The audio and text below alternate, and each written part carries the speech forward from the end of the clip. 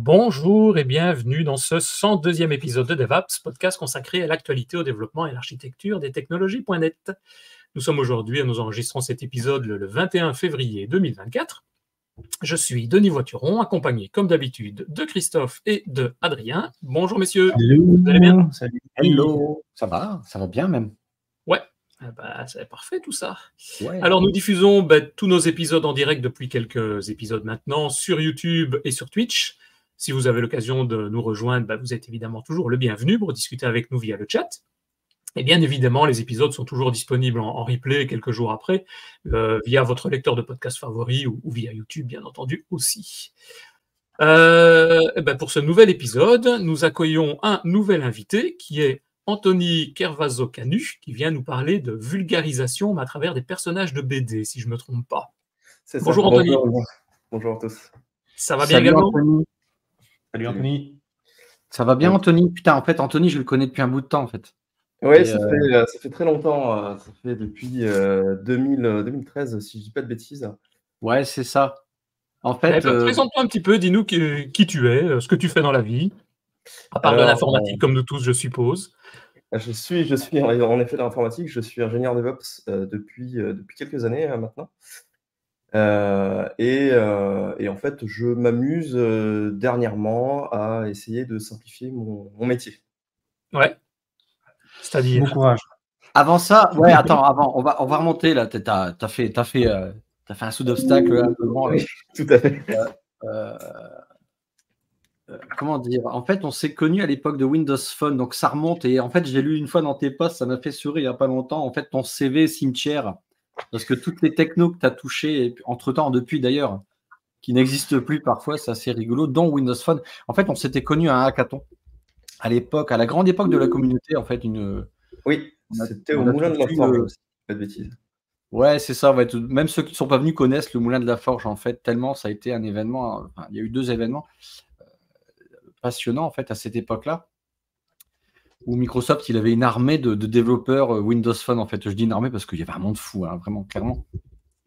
Et on s'est rencontrés là, en fait, en 2013, ouais, et on a tous eu ce virage, enfin, plutôt une déviation sur la route, hein. Après, on a repris la route normale, quoi, pour connaître ce truc-là. Et en fait, j'ai été étonné de voir que finalement, ton parcours, tu es ingénieur DevOps, mais tu as été aussi dans l'électrotech. En fait, je dis merde, je l'ai vu ça et pendant, je dis oh putain, on a le même parcours au départ, je ne savais pas du tout. Avec ce truc de fou, quoi. Tu es passé par plein de petites portes pour en arriver là. Ouais, en fait, je savais pas trop où aller quand j'étais vraiment très jeune. Avec les études, j'ignorais vraiment ce que je voulais faire. Mon père m'a envoyé justement faire un BEP électrotechnique, donc avec installation de prises de lampes, les montages de moteurs synchrone, triphasé, enfin tous ces trucs-là. Et en fait, ça m'a pas beaucoup plu. Il faut savoir que souvent, quand on fait ce genre de métier, on est dehors, dans des maisons qui n'ont pas forcément de fenêtres. Et l'endroit où j'habitais à l'époque, il pouvait vite faire -15, -20 l'hiver. Et c'est pas hyper agréable. Donc, j'ai un petit peu switché. Je vais faire un bac pro système électronique et numérique où j'ai essayé de réparer tout ce qui était magnétoscope, ordinateur. C'est hyper à la mode ça maintenant. Tu sais, là, tu as une voie qui s'ouvre là, depuis quelques mois. Là. C'est vrai que ça avait le potentiel d'être assez intéressant comme métier. Et en fait, malheureusement, j'ai fait des stages dans des chaînes de réparation où j'ai réparé des lecteurs cassettes vidéo et DVD en même temps. Et dans ces trucs-là, j'ai vu par exemple le film Gladiateur un peu plus de 60 fois en 2 mois. Et là, aujourd'hui, Gladiateur, par exemple, j'ai du mal. C'est devenu impossible.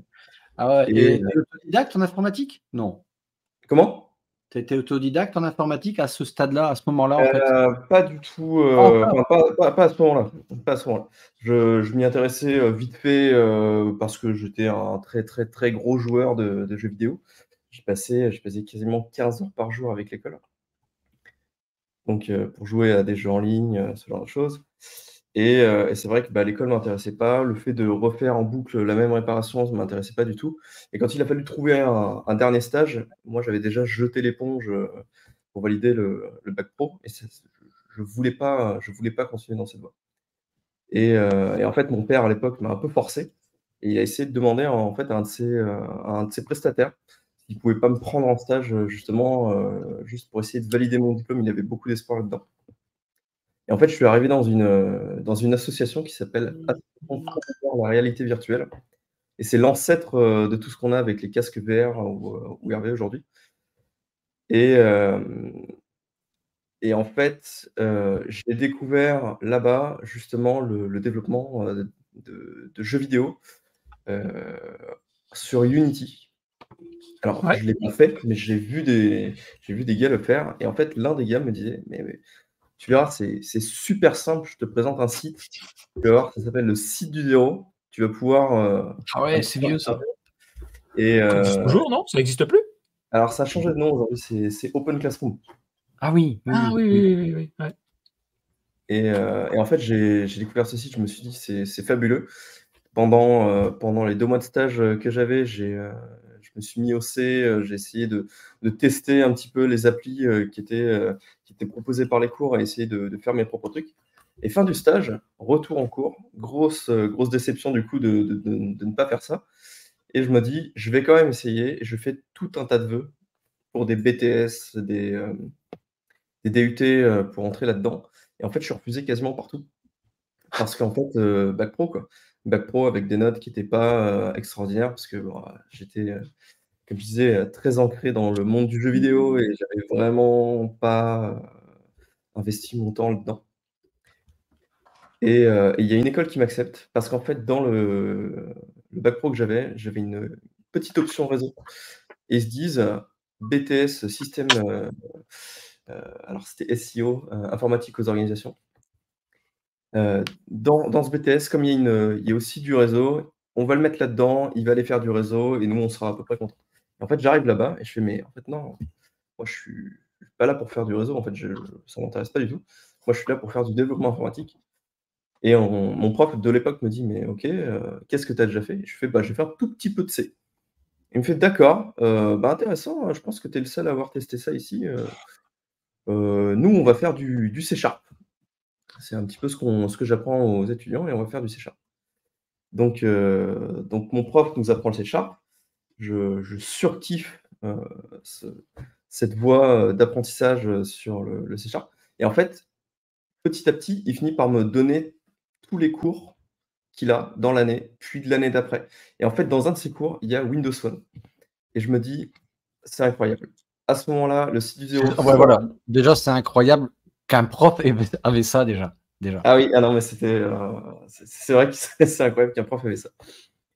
Et en plus, à ce moment-là, le site du zéro sort un cours sur Windows Phone. Et je me dis, c'est pour moi. Il y a un concours qui sort en même temps, développer une application sur Windows Phone. Et en fait, je donne tout ce que j'ai pour essayer de faire une application sur Windows Phone avec moins d'1 an de dev, sachant que je comprends rien au mobile. À l'époque, j'avais un Samsung, c'était même pas un smartphone, c'était vraiment un téléphone Téléphone. sans application. C'était vraiment les premiers trucs. J'avais pas d'argent pour un smartphone, pour un Windows Phone non plus, pour rien. Mais je développe l'application et au moment où je veux la publier, je me dis: «Ce serait quand même pas mal, si je pouvais tester, de voir à quoi ça ressemble sur un vrai téléphone». Et du coup, j'envoie un mail à Microsoft en leur disant: «Bonjour, est-ce que c'est possible d'avoir un Windows Phone pour faire des tests sur mon application?» Et Microsoft me fait: Pas de «OK, culot. donne-moi ton adresse et je t'envoie ça». Et là, je reçois un Nokia Lumia 710 de mémoire. C'est un téléphone un petit peu rond. Et en fait, sur ce téléphone, je lance mon application et là, c'est horrible, en fait, il y a rien qui marche. Et le tactile ne fonctionne pas du tout comme je le pensais, par rapport au clic, d'une application sur PC, surtout qu'à l'époque, moi, j'étais en WinForm, sur les développements que j'avais en cours. Donc ça ne ressemble à rien de ce que j'ai. Et je retravaille mon application là-dessus et je finis par la sortir. Je gagne un téléphone, du coup, pour remplacer le téléphone de près de Microsoft. Je gagne le Nokia Lumia 800 de mémoire, un téléphone bleu, avec un top, enfin, pour moi, un des plus beaux téléphones que j'ai pu avoir jusqu'à aujourd'hui. C'était en une fait, application qui faisait quoi? Qu'est-ce qu'elle faisait, cette application? alors c'était une application qui permettait de récupérer des vidéos sur YouTube et de les présenter, rapidement, pour l'artiste. C'est comme si j'avais YouTube dans l'application, mais que pour les trucs que j'aimais bien. J'avais Ah appelé ouais. ça View et en vrai, aujourd'hui, je me dis: «C'était vraiment pas terrible». Ah ouais, les applications qu'on faisait, c'est ça devait être le problème aussi des Windows Phone aussi. On recevait des Windows Phone pour pouvoir faire effectivement des applications comme ça. Moi, ça avait été la même chose et quand on regarde les applications, on se demande pourquoi on a sorti ça à l'époque. Moi, c'était le Oui. cas en tout cas. Ouais, mais on aimait les guidelines. L'air de rien, on aimait quoi ce Ouais, style, ça s'appelait comment ce style, je dis material design dans ma tête, mais c'est pas non, ça. c'est Métro. C'est Le métro. UI Metro, ouais. Ouais, Ouais. ouais, UI Pourtant on Métro, ouais. aimait et donc on le suivait, mais avec du Moi, recul. j'adorais ce design-là. Ah, j'étais fan. En plus, moi qui étais nul en design, c'était parfait, quoi. Ah ouais, Tu ouais, vois, ouais. c'était bien pour les gens qui J'adorais. étaient nuls en design, c'est ça. Et c'était Ouais. ça permettait vraiment de s'y retrouver très, très vite.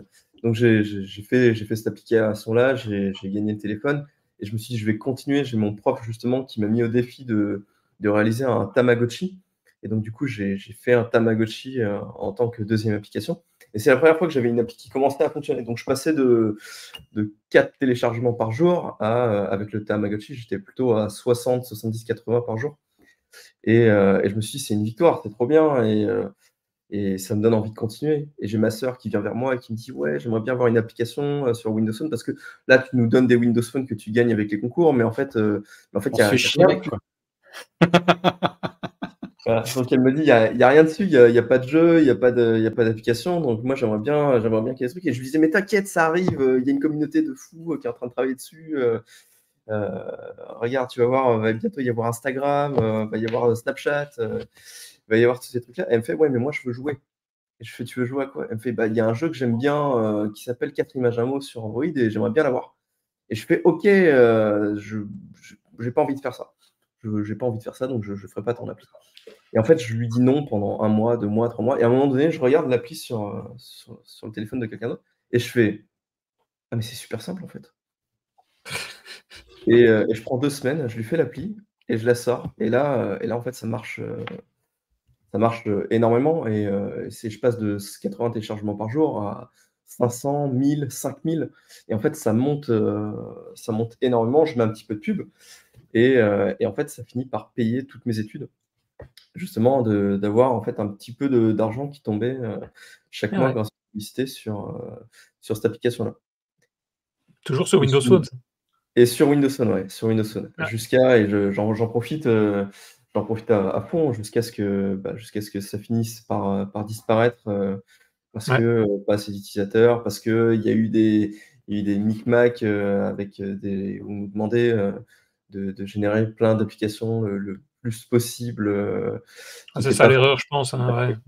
C'est demander de générer des applications, pas nécessairement avec la qualité qui était derrière et il y avait un manque d'applications, ça c'est clair et donc c'est ouais. ça et le problème, c'est qu'ils communiquaient uniquement sur les chiffres. Ils préféraient dire: «Regardez, on a 200 000 applications», Ouais, mais quand on regardait après dans le store, il y avait, 120 000 fois, c'était la même, quoi. ouais. Il y avait mon application Mais c'est derrière qui faisait une recherche de codes postaux. la Ouais. classe. Ouais. Bon, je pense qu'on a tous eu des trucs un peu pas incroyables, mais en fait, il y avait tellement de concours, Mmh mh. tellement de hackathons justement, qui sortaient, et en fait, on pouvait gagner justement des téléphones, des C'est casques, ça. des emplois tellement facilement qu'en fait, on se cassait pas trop la tête non plus pour sortir une application. On essayait même pas d'améliorer celle qu'on avait déjà. Ouais, c'est ça. C'est ça qui était Puis, dommage. ouais. Enfin, moi je trouve ça dommage parce que le système était superbe, quoi. Ouais. Ah, le système était fou et il y avait quand même quelques applications qui étaient vraiment hyper sympas. On avait, c'était sur Windows Phone 8, après qu'ils aient fait la première cassure, ils ont fait des applications comme, le salon. Les salons qui permettaient justement, c'était comme, des groupes WhatsApp, mais on pouvait partager des fichiers, on pouvait, partager des calendriers tous Mmh mh. ensemble. On avait des jonctions avec Facebook, on avait des groupes de photos, enfin c'était le truc était parfait. Ouais, ouais, non, je suis d'accord. Moi, je les ai Et là, en encore sur fait, mon smartphone. je reprends la main, excusez-moi. Je t'ai réinvité parce que j'ai trouvé que tu as eu un projet de fou qui m'a vraiment fait, comment dire, kiffé, ça se dit encore. C'était le 4Baby, en fait. Je vais récupérer le hashtag 4Baby que tu as utilisé un peu partout. Et là, j'ai adoré. Alors, on parle de vulgarisation. Et là, je regardais justement dans le dictionnaire ce que voulait dire vulgarisation. Et en vrai, c'est action de mettre à la portée du plus grand nombre des non-spécialistes des connaissances techniques et scientifiques. C'est vraiment le truc. Et toi, tu as dit, bah, tiens, je vais créer, je sais pas comment, je sais pas pourquoi, tu me répondras juste après. Et comment t'es venue l'idée de créer? Alors, fais-nous voir peut-être si tu peux partager ton écran avec quelques slides. Je vais dire que c'est des slides, c'est autre chose. Et j'ai tout de suite, quelle est l'idée comment t'es venue l'idée de dire, tiens, je vais vulgariser quelque chose que même dans une école maternelle, on va pouvoir montrer, parce que c'est ça en fait. Ah bah la raison, elle est plutôt simple. En fait, à l'époque, justement, quand j'étais développeur d'applications sur Windows Phone, moi, j'arrivais en soirée ou au milieu d'amis ou de nouvelles personnes. Et quand on me demandait ce que je faisais, je disais, je suis développeur d'applications mobiles, regarde ce que j'ai fait. Et je montrais mon téléphone et c'était simple. C'était super simple. Et en fait, en devenant ingénieur DevOps, aujourd'hui, quand j'arrive en soirée, je dis, je suis ingénieur DevOps. La personne, elle me regarde, elle me fait. Tu dois être chiant comme mec. Et en fait, soit elle part, soit elle comprend rien du tout. Et même quand j'essaie de lui expliquer, c'est compliqué. En fait, c'est long. C'est long d'expliquer ce que c'est qu'ingénieur DevOps. Je termine souvent par je suis dans l'informatique. Ou je suis comme un super développeur, j'automatise des trucs pour d'autres développeurs. Ok, tout à fait. Développeur, et voilà. Et ça devient compliqué. Et du coup, je me suis pas dit je vais m'arrêter là tout de suite. Non, enfin, je me suis dit, bon, c'est compliqué en soirée, c'est pas très grave. Mais en fait, je me suis marié l'année dernière. Et en fait, pendant le mariage, j'ai des demoiselles d'honneur et des garçons d'honneur qui ont fait une battle. Et les demoiselles d'honneur, du coup, du côté de ma femme, il y en a une qui a dit devant tout le monde, j'aimerais que lèvent la main ceux qui comprennent le métier d'enseignant. Et j'ai pas eu beaucoup de mains levées et j'ai été peut-être un peu vexé sur ce coup. Et je me suis dit: «Ah non, il faut quand même que je puisse arriver à expliquer mon métier». Et c'est même arrivé à un moment donné où je cherchais un taf, où j'ai reçu des offres d'emploi qui n'avaient rien à voir avec ce que je faisais. C'est comme le JavaScript, où les commerciaux arrivent souvent à confondre.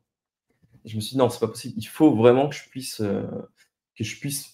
expliquer un petit peu mon métier». Et justement, j'ai commencé à faire un premier document, le Containers for Babies, où en fait, je voulais juste expliquer qu'est-ce que c'était que les conteneurs et à peu près pourquoi on l'utilisait. Mais je voulais le faire de manière hyper simple.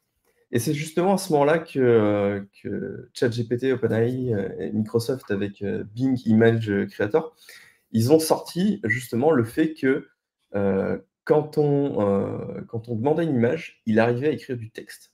Alors, à ce moment-là, il ne sait pas bien l'écrire. Et je me suis dit, c'est quand même absolument parfait, même si c'est mal écrit, ça marche. Tu sais que j'avais jamais fait attention que c'était mal écrit. Ouais, et c'est vraiment, en fait, c'est vraiment pour moi superbe, parce qu'en fait, il commence à écrire des textes. Et à l'époque, quand on faisait des textes enfin, des demandes de logos, par exemple, avec Midjourney, avec le premier DALL-E, ou même Adobe Firefly, en fait, on n'avait que des signes chelous. On n'avait rien qui s'affichait, qui ressemblait à des mots corrects. Il ne savait pas écrire même juste une lettre. Si tu disais je veux la lettre Y, il pouvait me faire un diagramme, quoi. Il n'y arrivait pas. Et là, en fait, il commence à écrire. Et je me suis dit, ah là, franchement, il y a quelque chose de fou que je peux faire. Parce qu'en fait, je peux expliquer juste parce qu'il y a une lettre, un mot écrit, je peux commencer à rédiger des trucs. Et c'est à ce moment-là que je me dis, c'est nickel. Par exemple, Docker, c'est une baleine. Et en fait, le logo de Docker, c'est une baleine avec des conteneurs.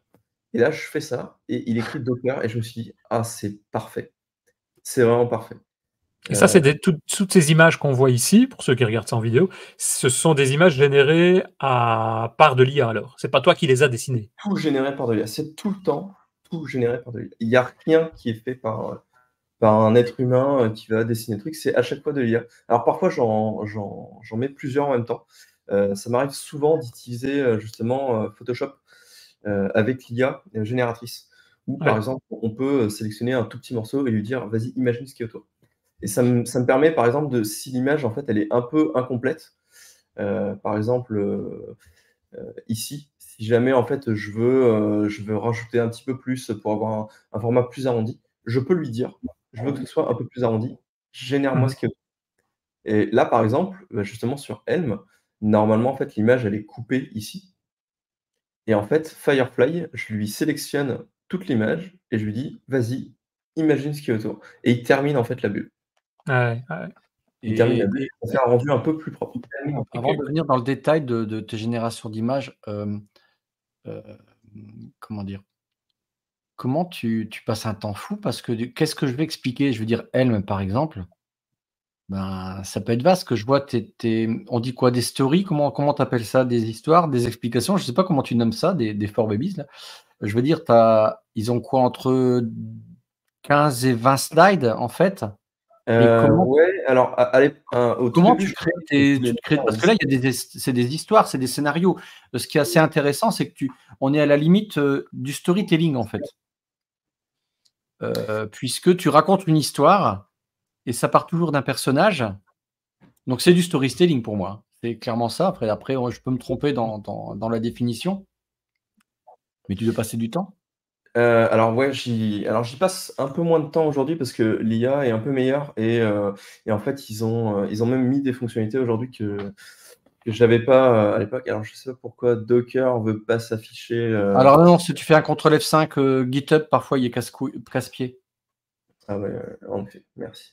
Alors ouais, donc j'essaie toujours de présenter un personnage, même si, comme je disais là, les premiers, ils sont générés avec les premiers niveaux d'IA et en fait, même le personnage a du mal à se suivre, en fait, je lui redonne une description complète du personnage. En fait, je lui dis comment il s'habille. Je lui dis, Ils sont toujours un petit peu alcooliques, j'ai remarqué, hein, la plupart du temps, non? comment? Alcoolique? Oui, bah, le nez rouge, je l'ai vu souvent dans tes trucs. Ah, c'est le côté cartoon, en fait, OK. je suis attaché à ce design-là et en fait, je demande toujours à ce qu'il y ait un effet un petit peu cartoon, à l'intérieur. Même si, je m'inspire aussi enfin, j'essaye de lui injecter un tout petit léger style manga, en tout cas sur les derniers, sur les derniers que j'ai faits. Mais, le personnage a du mal à être suivi. On remarque que c'est pas le même, parfois les yeux sont pas faits, de la même manière, heu et mais en fait, ça passe. Ça passe et je me suis dit: «C'est OK». Je suis plutôt content, même si, je suis obligé d'à chaque fois dire et du coup, je finis par utiliser que, ChatGPT pour générer les images parce qu'en fait, il garde le contexte. Justement, sur une vidéo que j'avais vue où ils présentaient, ChatGPT avec DALL-E, où ils arrivaient à suivre une histoire avec un hérisson, enfin sur la vidéo de présentation et je me suis dit: «C'est parfait, c'est pile ce qu'il me faut». Et dans les faits, c'est pas si, il le suit pas si bien que ça, en fait. Et il faut lui donner plus d'indices pour arriver à suivre le personnage parce que c'est pas la même taille. Là, par exemple, la description, c'est un sac à dos en briques et les briques, c'est pas toujours les mêmes. C'est des parpaings, c'est des Lego, c'est des voilà, c'est Ouais, mais toujours c'est pas grave en soi, quand tu lis l'histoire parce que tu veux essayer de comprendre ce que c'est Docker, tu vois? En tant que vraiment, je suis quelqu'un qui lit ton histoire, ça me choque pas du tout. oui et Et au justement, contraire, ça me fait voir que c'est pas un truc qui est immuable, quoi, tu vois? ouais, Faut que je réfléchisse. c'est ça. Mais il y a quand même des imperfections où au début, moi, quand j'ai fait ça, je me suis dit: C'est dommage parce que j'arrive pas à suivre exactement le perso correctement. Il arrive pas à être pareil et en fait, on le voit, ça s'améliore. Par exemple, Kubernetes, c'était le premier qui était aussi bien suivi par justement, DALL-E, où il arrive à peu près suivre le personnage, correctement, où je commence à comprendre, comment faire en sorte de le suivre parfaitement. Et il le suit bien. Alors, il écrit à chaque fois Kubernetes quelque part, il lui met tout le temps un petit logo sur la poitrine, et heu et il essaye quand même de lui donner, même si à chaque fois les yeux, parfois, ça matche pas. Et j'essaie de Ouais, mettre mais plusieurs fois les anciens personnages. Et ça, ce que tu fais ici, donc, je veux dire, c'est pour forcément vulgariser, comme on dit, simplifier les explications. Mais qu'est-ce que tu fais avec ces documents-là? Tu les as déjà présentés? Tu donnes des cours? Enfin, ça se met dans quel cadre? Ou c'est juste pour le plaisir? Alors, au départ, c'était pour un peu expliquer justement à mes collègues un petit peu, parce qu'on était en train de mettre en place tout un tas de systèmes à base de conteneurs. On passait d'applications qu'on installait sur des serveurs manuellement avec des scripts. Et Donc, c'était dans un ta peu société, lourd, ça. et que parfois ça ratait et ça leur arrivait pas. Et en fait, j'ai voulu leur expliquer un petit peu le système de conteneurisation, de quel outil on allait utiliser. Et en fait, Ouais. justement, je sors le premier slide. Puis je sors le deuxième pour leur expliquer un petit peu ce que c'était Docker. Puis je leur mets le troisième avec Kubernetes pour leur expliquer un petit peu ce que c'est. Et là, ils commencent à comprendre et je me dis, ah, c'est parfait. Et en fait, je me rends compte que c'est lu par des amis. Parce que du coup, je les mets au passage un petit peu sur LinkedIn parce que je me dis, bah, pourquoi pas, si ça peut servir à mes collègues, j'imagine que ça peut servir à d'autres. Et en fait, justement, j'en sors un justement avec Git. Et alors celui-là n'a pas du tout marché comme j'espérais. En fait, il est lu par ma femme et ma femme me dit: «J'ai rien compris». Et j'ai fait: «Ah merde, Test numéro 1. c'est quand même dommage parce que je me dis, elle peut être une cible». Elle est vraiment pas dans le milieu de l'informatique, mais Git, ça pourrait être utilisé par tout le monde en fait quand on y pense. Ça pourrait être utilisé par des designers, ça évite qu'ils aient 150 fois le même fichier avec version finale underscore 8 underscore vraiment le final underscore 9. C'est vrai. Avec juste un système de commit, ils auraient le même fichier en boucle, avec juste bon voilà, le client est très relou. Voici la version qui met avec ces améliorations que j'aime pas du tout. Et en fait, je lui demande après ça, de relire les 4Babies pour me dire est-ce qu'elle a compris? Est-ce qu'elle comprend en fait ce que c'est fait? Et je lui demande justement de lire Terraform et de me dire est-ce que tu comprends Terraform, ce que ça fait? Elle le lit et elle fait ouais, je comprends à peu près. Là, c'est plus parlant. Elle me dit ok, c'est quoi des environnements? Je fais ah, ok, d'accord, je vais mettre ensemble de serveurs. Ok, à partir de plan, le plan c'est quoi? Je fais bah, tu vas lire la suite et tu vas comprendre. Elle me fait ok, d'accord, ok. Je commence à comprendre et je lui fais lire. Et là, en effet, ça passe un peu plus. Et pareil, je donne à mes collègues quand ça peut leur intéresser. Et je me dis, bah, je vais le faire en fait sur toutes les technos que je connais ou que J'utilise, je ouais. trouve intéressantes. Ouais. Et je pars là-dessus. Ça doit être vachement moins chiant les réunions avec toi. Moi j'ai une question. Ça doit détendre l'atmosphère. Ouais. Ils ont quel âge tes collègues? Parce qu'au final, s'ils ne comprennent pas encore ça, j'ai des questions à me poser. Alors, ils ont entre 26 et 55 ans, je pense. Mais dis Adrien, moi il y a plein de trucs que je connaissais pas dans son truc.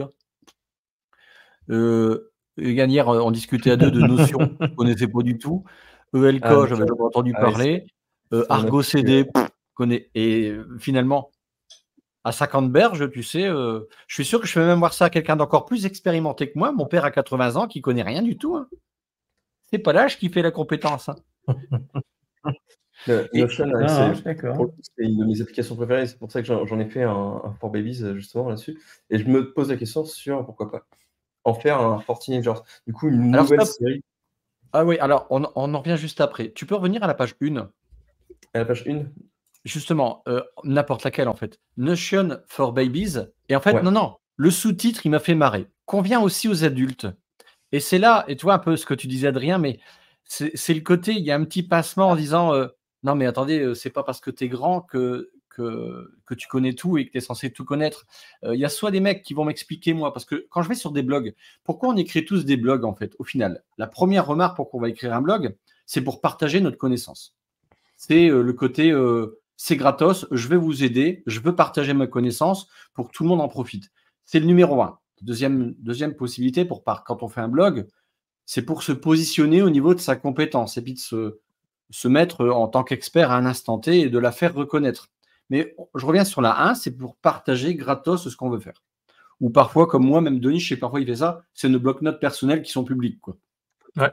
Moi, il m'arrive de retourner sur des blogs à moi. Putain, GitHub Action, je ne sais même plus comment j'ai fait. Bref, je reviens dessus et puis je retrouve l'information. Et en fait, là, ça m'a fait sourire en disant qu'on vient aussi aux adultes. Alors, ok, admettons, c'est marrant, c'est un petit pincement. Et justement, après, tu dis, tiens, c'est bien, c'est un premier niveau. Et tu t'es dit, tiens, je vais créer un deuxième niveau. Ou là, je vais aller un peu plus loin. Et je me suis dit juste après, et là, je te laisse parler de ton niveau for teenagers. Mais si demain, tu fais un fort adulte, ça ne va pas passer. Hein. Eh ben, je me suis posé la question et j'ai commencé justement à créer un fort adulte. Non, mais ça, tu vas être censuré, mon grand. Ah oui.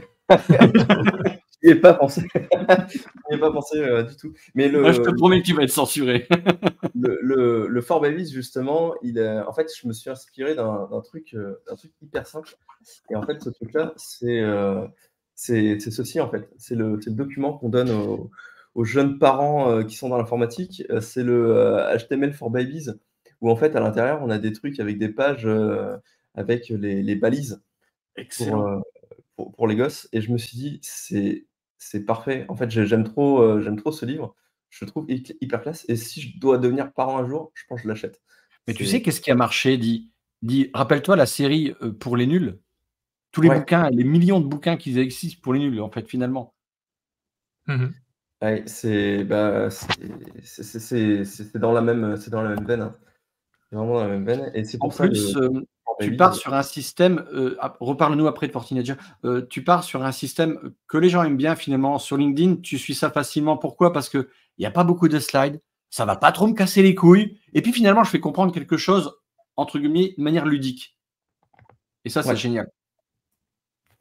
Parce que c'est dur de vulgariser, hein. Faut pas croire. Hein. C'est extrêmement difficile en fait. Enfin, pour moi, c'est difficile de vulgariser. Le boulot d'un prof ou d'un speaker, la grosse partie du boulot, c'est ça, c'est effectivement arriver à vulgariser, entre guillemets, à se faire comprendre sur des personnes forcément qui n'ont jamais vu ou utilisé ce genre de technologie. Et c'est ce qui est le plus compliqué. Montrer l'aspect technique, l'aspect des difficultés quand tu fais une présentation, quand tu maîtrises la techno, c'est facile. Il suffit de montrer, t'en mets plein les yeux, mais les gens derrière, ils ont vu que ça marchait ou ils ont vu que c'était compliqué, mais ils n'ont rien compris. Quoi. Alors que l'inverse, comme tu dis, vulgariser, c'est ça et c'est ça que j'aime bien dans cette démarche, c'est cet aspect-là. Tu ne vas peut-être pas dans le détail complet de tout, mais en tout cas, logiquement, quand tu arrives au bout, tu comprends, même si tu n'as jamais suivi la techno et si tu ne comprends pas. Quoi. Cet aspect de vulgarisation est vraiment cool. C'est ça, et c'est pour ça que je passe par une phase où j'essaye de donner un côté humain justement aux applications. Si je leur donne un côté humain et que je leur fais faire une action, en fait, c'est vachement plus compréhensible de comprendre ce que c'est censé faire à la fin. Ouais. Et c'est pour ça qu'à chaque fois qu'on fait une démo en entreprise ou qu'on a une espèce de tableau, on finit par faire que des boîtes. En fait, on se retrouve à faire des carrés en écrivant ça fait ça, et après je mets une flèche et je mets un autre carré, et ça fait ça aussi. Et en fait, c'est que des boîtes et des carrés. Et c'est d'ailleurs ce que m'avait dit en entretien un développeur un jour, c'est à chaque fois qu'il demande à quelqu'un d'expliquer quelque chose, on fait des boîtes et des carrés. Et c'est pas forcément hyper facile à comprendre pour quelqu'un qui n'est pas justement là-dedans. Oui, non, parce que je pensais que c'était visuel non plus. Hein. C'est surtout pas fait pour. Enfin, on fait des ronds et des carrés, surtout parce que on ne sait pas tous dessiner, quoi. Tu sais, il y a ça aussi qui joue. Hein. Sinon, on voudrait tous faire des petites maisons, des petits bonhommes. Hein. On le ferait. C'est vrai que les IA, dans ce cas-là, nous aident, comme tu le dis. Après, il faut trouver le bonne description pour avoir le bon résultat, ce qu'on veut avoir, ou voir le modifier par après. Mais c'est vrai que ça va nous aider dans ce genre de choses. Parce que, comme tu le dis, faire des blocs, des carrés, bon, après, on rajoute des couleurs parce que ça devient parfois trop compliqué et c'est trop long. Mais alors qu'un petit dessin, comme tu les présentes là, en deux secondes, tu le vois tout de suite. Quoi. Mais attention, Adrien, tout à l'heure, tu disais, toi, tu aurais peur de montrer ça en entreprise? Il y aurait un côté où ça ne serait pas accepté dans certaines boîtes, le côté... Non, je pense que ça pourrait être pris, ça dépend du public que tu vas viser. C'est surtout lié au storytelling que tu vas accompagner aussi. Parce qu'en soi, c'est comme Denis disait, c'est un travail de vulgarisation, ça dépend de l'objectif de ton meeting. Par contre, si c'est un meeting pour définir des chiffres d'entreprise, j'ai des doutes de préciser ce genre de choses, mais quoi qu'il en soit, si tu dois faire une introduction à une technologie, ça peut être vraiment intéressant parce que c'est une source d'image et ce qui est bien, c'est qu'il y a du contenu autour. Ça permet de déjà avoir des idées pour la vulgarisation, un petit storytelling déjà fait et c'est une belle base en tout cas pour commencer une conférence, enfin une présentation sur une technologie en particulier. une belle idée. Avant de parler de Cartoon Tech, Ouais. tu peux un peu nous donner la suite du passage de 4Babies à 4Teenagers? Ouais, tout à fait. Alors, justement, dans le cadre de vulgarisation, ça a été super apprécié justement de faire des 4Babies avec quelques images, mais en fait, ça permettait pas aux gens de se lancer, directement sur Docker, par exemple, à partir de quelques slides, dessus. Et j'ai voulu aller encore plus loin. Alors, pour le coup, Docker, c'est vraiment pour moi, le plus mal fait de ceux que j'ai pu faire en 4Teenagers. Mais le but, c'était de commencer à présenter la technologie avec un petit peu plus de texte, un peu plus de démos et par exemple avec des fichiers, comment on utilise telle ou telle commande. Et en fait, le premier s'installe un petit peu comme une cheat sheet où justement, ça explique vite fait ce que c'est. Et on commence à dire: «OK, pour installer Docker, il faut faire ça». On regarde sur quelques OS comment on le fait, sur quelques OS Linux, sur macOS, sur Windows. Tout en version on va focus les lignes de commande, donc la CLI et OK, on démarre. On explique ce que c'est qu'un Dockerfile, à quoi ça ressemble un Dockerfile, avec beaucoup de commentaires, beaucoup de descriptions. C'est pas le genre de choses que je veux voir moi après en entreprise, dans les commits, d'avoir autant de commentaires qui expliquent tout. Mais par contre, pour expliquer ce que c'est à quelqu'un, je trouve que c'est pas mal. C'est vraiment, je prends par la main, j'explique ce que c'est. Et c'est comme ça qu'en fait, je commence à faire le 4Teenagers. C'est OK, je vais expliquer ce que c'est que Dockerfile. Et pourquoi je l'ai fait? Parce qu'en fait, j'étais en train de mettre en place des outils, justement dans les équipes où j'étais et j'essayais de convaincre, d'utiliser une techno qui s'appelle Helm. Mais pour convaincre, mes collègues d'utiliser Helm, il fallait que je leur explique vraiment comment fonctionne Docker, comment fonctionne Kubernetes, pour ensuite dire: «OK, voilà, je vais utiliser Helm pour toutes ces raisons». Et donc je suis parti sur le premier document, je fais le second avec Kubernetes, où à nouveau je refais mes petits bonhommes dans les cases en haut à droite pour accompagner le titre, pour expliquer un petit peu ce que c'est et j'essaye à nouveau de créer une petite histoire avec, la notion de pod, où je mets une boîte, où, après je veux expliquer la gestion des pods, donc du coup il essaie de configurer, on va dire, sa boîte, de mettre un déploiement, du coup la gestion des déploiements, donc il y a plusieurs bateaux et à chaque fois c'est que des trucs comme ça. On a les services, c'est une télécommande, donc forcément gestion des services, je vais avoir plusieurs télécommandes et il y a une histoire qui se suit. Et Ouais, c'est beaucoup basé, fortement basé sur, comme tu l'as dit, sur du storytelling et sur des histoires, quoi. C'est vraiment ça. C'est vraiment, un suivi d'histoire et de la manière de suivre les différentes étapes plutôt que des choses très rugueuses avec des slides très, très successifs. c'est ça et toujours en utilisant, cette fois-ci, beaucoup de couleurs, où par Ouais. exemple, on l'a vu juste avant pour Docker, mais en fait, Docker, je lui mets une couleur qui est un peu bleue et je lui donne du coup tout le contour des fenêtres, où j'écris mon code en bleu et à nouveau, Kubernetes, la couleur, prédominante, c'est le jaune, donc tout le contour des fenêtres est jaune Mmh. et comme ça, en fait, suivant le document que je présente et j'ai toujours une couleur qui est celle du document, en fait, qui va donner le ton des couleurs et c'est Ouais, toujours ouais. la même couleur que le titre. Comme ça, on Ouais, sait ça lequel, je suis. J'ai le bonhomme, j'ai la couleur de la fenêtre, je sais où j'en suis, je sais quel document je regarde et ça donne un côté plutôt agréable et plutôt léger là-dessus ouais, c'est ça. et voilà et je le fais pour tous. Terraform, on l'avait vu sur le 4Baby, c'est du violet donc par exemple, je pars là-dedans et toutes les fenêtres ont un contour violet. Et quand tu enchaînes ça, tu passes d'abord par la première partie, je vais dire, en 4Babies et puis après tu passes sur l'aspect, teenager? Parce que 4Babies, Alors je vois, en gros, il y a que des dessins, il y a pas de texte quasiment ou très, très peu, c'est quelques ça. mots, c'est tout.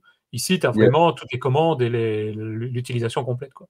alors pas toujours, je passe pas toujours par un 4Babies pour faire un teenagers, le contre-exemple justement c'est Vault, où en fait Vault dans le 4Babies, le seul moment où il va apparaître, c'est au travers de justement Terraform ou Ansible ou même Kubernetes, où à chaque fois il y a peut-être une petite image où il y a un coffre-fort.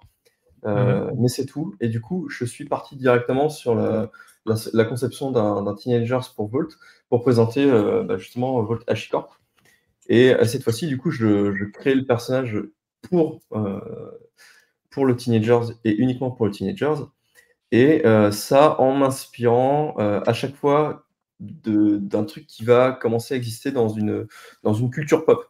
Donc, par exemple, ça n'a pas l'air comme ça, mais du coup, pour Vault, l'inspiration, c'est Iron Man. C'est le fait de mettre le cœur lumineux sur la poitrine. Et en fait, on va essayer de le retrouver quasiment à chaque fois. Alors, parfois, il ne le place pas forcément bien, mais en fait, l'image est pas si mal. Donc, du coup, je garde l'objet. Là, il ne le met pas, mais comme la vue est plutôt loin, je me dis, c'est pas très grave. Ouais, c'est pas grave. Ouais. Voilà. Et comme tu vas vraiment dans le détail. Hein. Voilà. Et comme il change parfois l'armure ou quoi, je me dis, c'est pas grave, parce que de toute façon, dans les films, Iron Man, il change d'armure quasiment dans tous les films. Et je me dis, en fait, c'est parfait. C'est parfait. Je vais pouvoir expliquer un petit peu à quoi ça sert de cette manière-là. Et j'essaye parfois de faire des jeux de mots avec le dessin, où par exemple, policies, c'est les règles. Les règles, du coup, je mets une règle. On a eu chaud là. D'accord. Oui. Une question par rapport à ce que je vois ici. Il y a une raison particulière pour laquelle tu fais ça plus en PDF?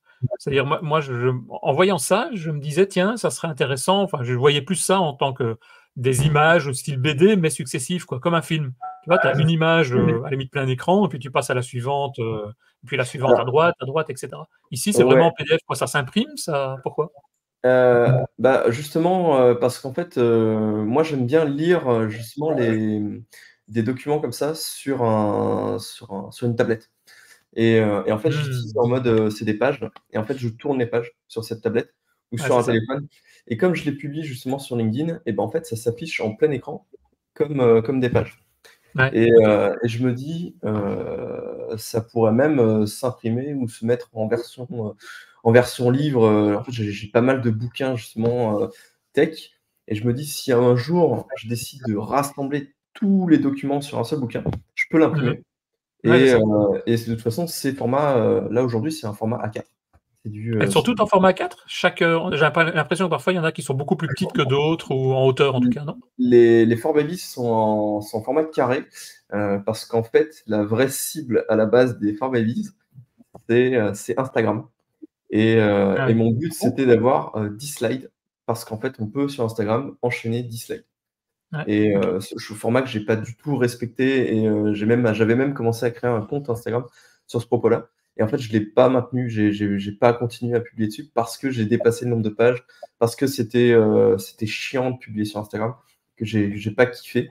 Et au final, c'est resté pour LinkedIn en format illimité PDF. Et ça s'affichait très bien dessus. Teenagers, au contraire, toutes les pages sont en 21-29/7. Sont en format PDF auteur feuille A4. Ouais, c'est ça. Non, c'est sympa. C'est vrai que, pourquoi pas avoir sous format bouquin, format livre, ça serait intéressant. Pareil que sur Amazon, on sait faire ça maintenant, non ? Oui, on peut forcer une impression avec Amazon. Je sais que c'est même un des fléaux qu'ils ont, c'est que la plupart des livres qui ont été publiés sur la dernière année, c'est des livres entièrement générés par l'IA. Et on a même un auteur, alors je ne retrouve pas le nom, mais qui a généré plus de 1000 bouquins en 1 an et demi. Où justement, il ne fait que des trucs générés à l'IA. Et pour eux, c'est un fléau parce qu'en fait, ça inonde Amazon de trucs qui sont pas forcément hyper quali. Et pourtant, ça reste les bouquins les plus achetés qu'il y a sur Amazon. C'est ces trucs-là, générés par l'IA. Qui sont des trucs sur le développement personnel, si je dis pas de bêtises. Tu nous fais voir ton outil ? Ouais, du coup, comme je disais, j'utilise ChatGPT pour créer mes 4babies. Et alors, je spoil un peu, mais du coup, en fait, j'essaye de mettre un outil que j'ai appelé le Cartoon Tech, qui est en fait un assistant GPT, où à l'intérieur, je lui dis, je veux absolument imaginer une image. Et par exemple, c'est simple, je lui dis, justement, Docker, il est présenté ici. Là, j'ai Cloud qui est ici et j'ai Kubernetes qui est là. Et en fait, juste en lui disant ce genre de phrase, il va essayer d'imaginer avec DALL-E l'image que je lui donne ici. Et ça, le Cartoon Tech, si je comprends, c'est quoi? C'est un add-in que tu rajoutes dans ChatGPT, c'est ça? C'est en fait, c'est un. Alors, c'est justement, c'est que j'en ai mis un deuxième. C'est si j'explore les outils, c'est en fait c'est des instructions qui sont préécrites. Donc, si je vais hop là-dedans. C'est quelque chose que tu as fait toi ou bien c'est un truc que j'ai fait moi, ouais. Ok. Et en fait, je lui dis, tu es un dessinateur style cartoon. Lorsque je te parle d'un personnage, tu comprends qu'il a des propriétés. Il doit toujours avoir le même style. Il faut qu'il soit fait sur fond blanc. Et pour essayer de suivre le personnage, je lui dis d'enregistrer le prompt utilisé et la seed qui a servi à faire le personnage. Ouais, en fait, c'est un préambule que au lieu d'écrire à chaque fois, c'est un préambule que tu mets pour avoir toujours le même style, quoi, si je comprends. C'est ça. Mais parfois, c'est pas suffisant, ou parfois, je veux donner un style un petit peu plus personnalisé au personnage et essayer de lui dire, je veux... voilà, donc ça, ce serait la nouvelle image Docker, Kubernetes. Quoique j'ai mis Kubernetes avec un t-shirt bleu, ça ne fonctionne pas. Mais en gros, je peux lui dire, ça me convient. Je vais pas lui donner le nom tout de suite de Kubernetes parce que en fait, ça peut l'influencer. Il va commencer à me mettre des logos partout. Et justement, il peut parfois mettre dans le prompt le nom Kubernetes. Donc, je vais éviter de lui donner ça. Et je peux lui dire, il est capitaine de porte-conteneur. Hop, c'est plus très utile aujourd'hui. C'est juste un ado, blond, t-shirt jaune, pantalon noir. Si je veux voir les pieds, je peux lui donner aussi les baskets. Parce qu'en fait, si je lui donne pas les baskets, il va s'arrêter justement juste ici. Donc, je vais lui dire, par exemple, basket blanche. Hop, de cette manière.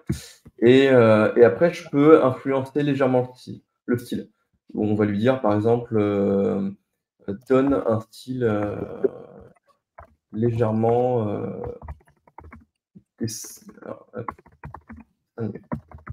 Et alors, on pense qu'on est obligé de parler en anglais à ChatGPT, mais pas du tout. On peut le faire à n'importe quelle langue. De toute façon, il va traduire.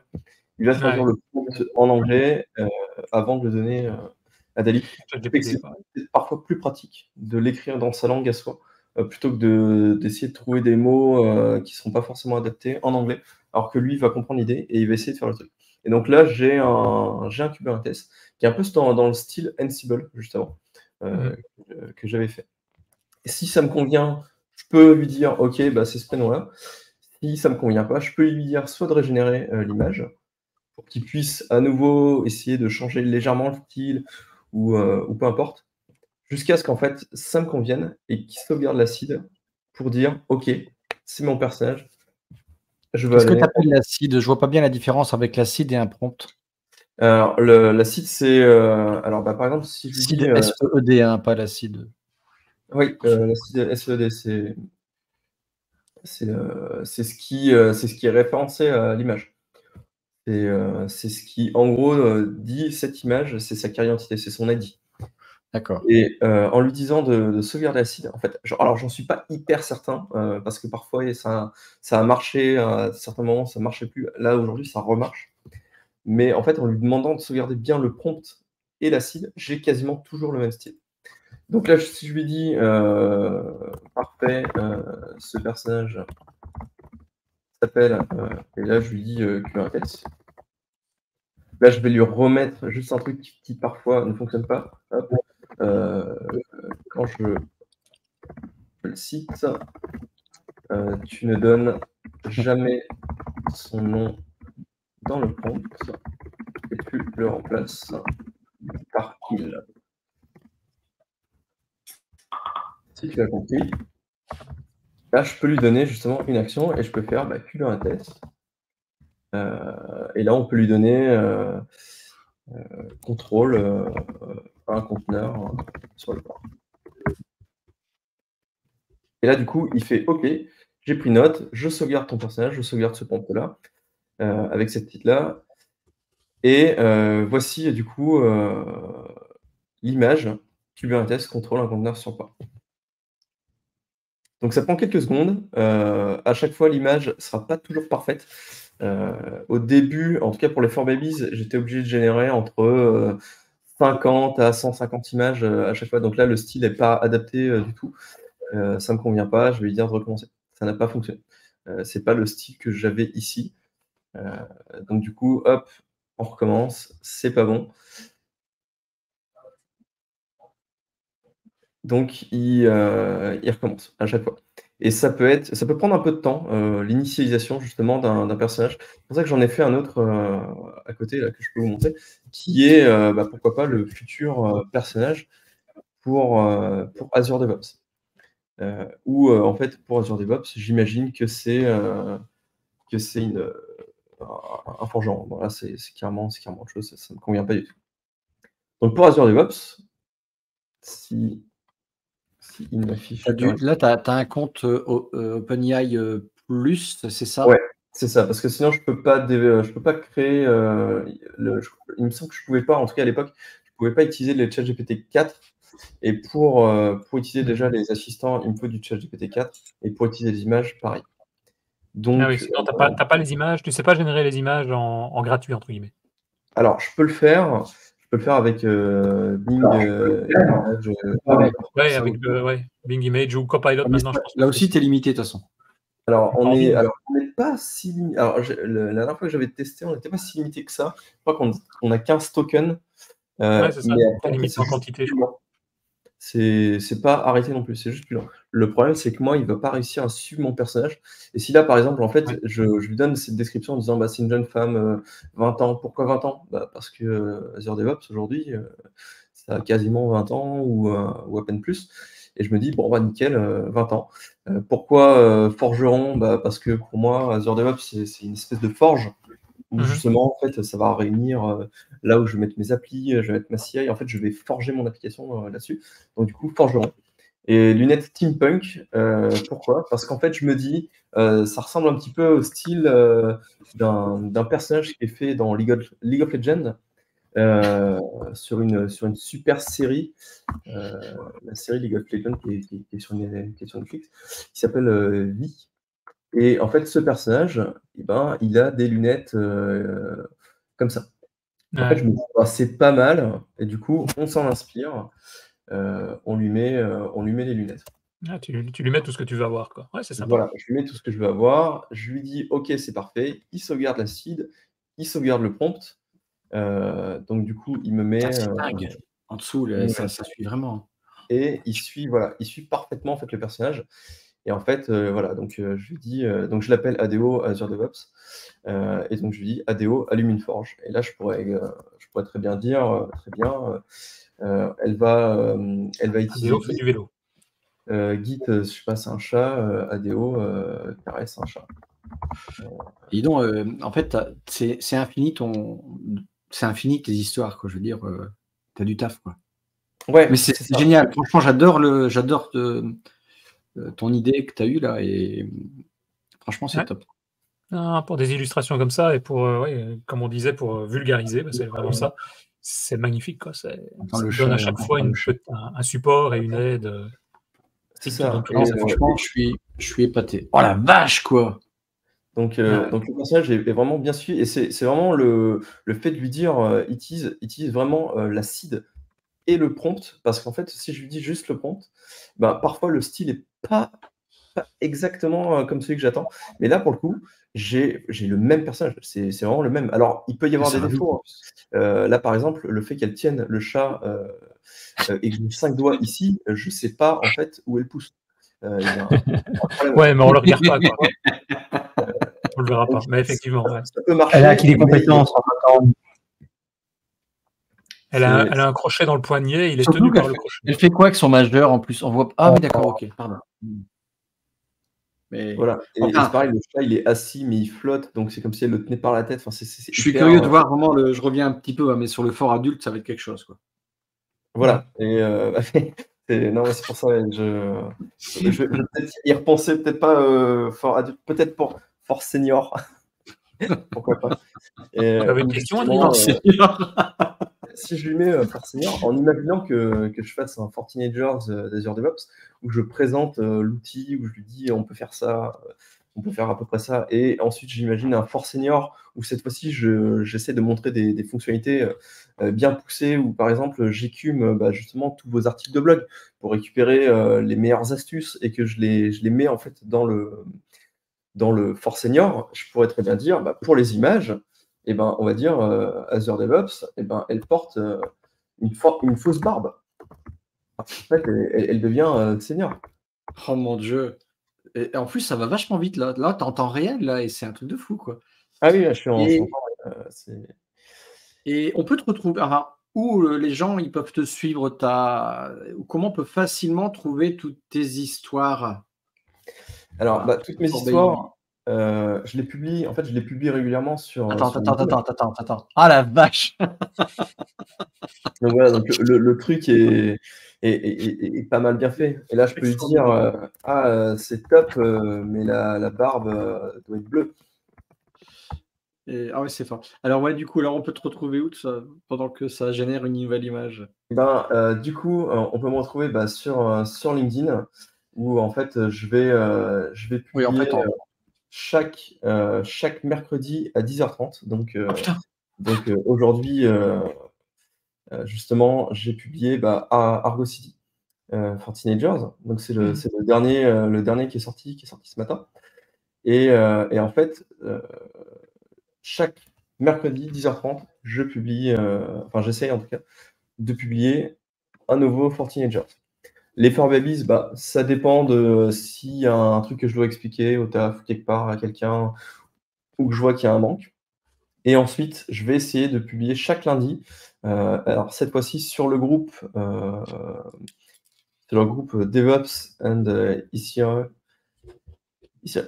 Discussion. Je vais essayer de publier chaque lundi la même chose, mais version anglaise, où en fait je reprends mon doc déjà publié. Donc là, par exemple, le dernier qui a été fait, c'était M, puisque du coup j'ai un peu de retard, en remettant une version anglaise de chaque outil. Et ensuite, chaque outil, si vous voulez les retrouver tous ensemble, en fait, j'ai créé un repo GitHub tout simple. Tu m'enverras tous ces liens-là, les liens de LinkedIn, les liens GitHub, et on les mettra dans les notes de l'émission aussi. Voilà. Et à l'intérieur, donc on pourra retrouver tous les For Babies pour expliquer vraiment qu'est-ce que c'est que cette techno, à quoi elle sert, vraiment vite fait. C'est en une phrase, à quoi sert Argo City, par exemple. C'est ça. Et voilà. En tout cas, bravo pour ta démarche. Ça fonctionne avec Cube. Voilà. Tu avais une question, toi, Adrien? Il me semble que. Moi, j'avais une question, c'est plus en conclusion, en remarque, par rapport à ça. Est-ce que tu as représenté ça aux témoins du côté de ta femme? Et est-ce que ça va mieux cette partie-là, ou finalement, est-ce que tu attends un nouveau mariage pour être sûr de faire un problème? Alors ouais, je leur ai montré. En fait, ils ont vu passer les For Babies justement sur LinkedIn. Et en fait, ils ont pas su que c'était moi qui faisais les trucs. En fait, ils ont vu les images, ils se sont fait c'est super bien. On a vu un truc passer et tout sur l'informatique, tu devrais faire ça. Et j'aurais fait ça ressemble à quoi? Et en fait, ils me montrent mon post et je fais c'est moi qui fais ça. Et ils font ah bon? Ouais, mais en fait, tu devrais écrire ton nom quelque part là, pour qu'on sache. Et en fait, c'est pour ça que j'ai écrit mon nom. En fait, donc maintenant, ils savent plus bien si tu es un dessinateur, si tu es un artiste peintre graphique, ils savent plus trop ce que tu fais, quoi. Non, ils le savent. Tout le monde le sait à peu près. C'est expliqué.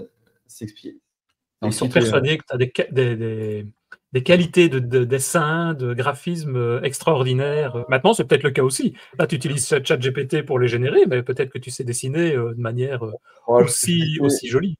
Je dessinais il y a 15 ans, mais je dois avouer que depuis que je suis dans l'informatique, je dessine plus. Tu n'as plus le temps. J'ai préféré le développement au dessin. Ok, écoutez. Et donc, contrairement à David là-dessus, Donc, contrairement à David Catu, il accepte le fait que lui, il dessine ça sur...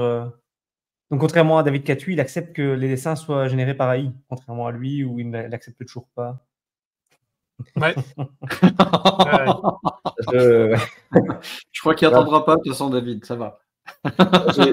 J'ai déjà eu le débat sur LinkedIn où justement il y a des gens qui sont pas d'accord avec le fait de dessiner ces trucs-là via une IA parce qu'en fait il faudrait engager un illustrateur pour faire tout ça. Le truc étant que en fait moi ça me permet de, en fait je m'en sers juste comme appui pour expliquer justement pour expliquer mes posts, pour dire en fait ça sert à ça, mon dessin n'a pas vocation à... Je vends rien. Je vends pas le document. Il est gratuit, il est sur Internet. Si un jour ça rapporte de l'argent, c'est un miracle parce que c'est pas le but. Le but, c'est vraiment d'expliquer à quoi sert l'outil en question. Et au pire, moi, de me vendre en disant, bah, regardez, en fait, moi, je sais faire ça. Donc si à un moment donné, je passe un entretien, n'hésitez pas à regarder justement les 4 Teenagers, les 4 Babies, parce que c'est des technos que je sais utiliser, et si jamais vous les utilisez chez vous, en fait, vous pouvez me prendre en tant que consultant pour aller chez vous. Ça peut faciliter. C'est très sympa en tout cas. Je pense qu'on pourra encore en parler pendant des heures et regarder tout ça, mais tu vas nous donner les liens, ça nous permettra d'aller voir ça à son aise aussi. Le problème, c'est qu'on est limité forcément aussi toujours dans le temps par rapport au podcast. Donc, non, mais c'est toujours sympa et on va regarder ça encore un peu plus en détail par après. Avez-vous d'autres détails ou d'autres points à soumettre avant qu'on clôture ici? Non, merci Anthony. C'est chouette. Non, merci de ton temps. Oui, merci bien en tout cas. Merci à toi surtout. Merci pour l'invitation, c'était super sympa. J'ai beaucoup apprécié. Également. On arrive comme ça tout doucement au bout de l'épisode. N'oubliez pas de venir commenter nos vidéos sur YouTube ou bien nous soutenir aussi sur tipeee.com/devaps. Et on se retrouve d'ici quelques jours pour un nouvel épisode. Grand merci en tout cas. À bientôt. Salut. Ciao. Au revoir.